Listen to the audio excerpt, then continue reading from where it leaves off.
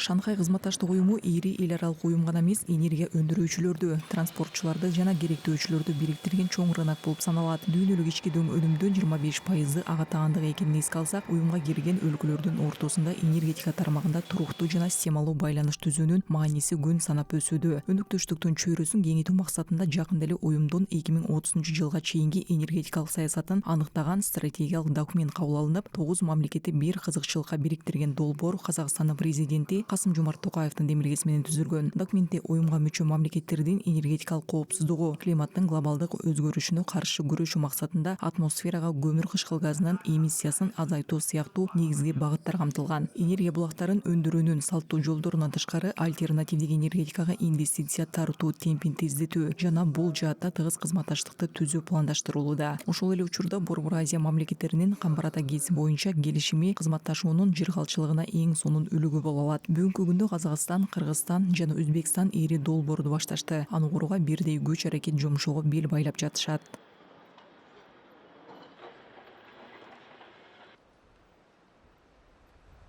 Под гарантию Всемирного банка мы начнем Дүйнөлүк банктын кепилдиги менен жакында курулуш иштерин баштаганы турабыз. Бүгүнкү күндө биз техникалык, экономикалык базаны даярдап жатабыз. Долбоор учурда 4,5 миллиард долларга баланып жатат. Бул 1860 мегаватт энергия булагы менен камсыз кылат дегенди билдирет. Мунун аркасында биз Борбор Азиядагы электр энергиясын гана эмес, суу маселесин да толук чечүүнү көздөп жатабыз.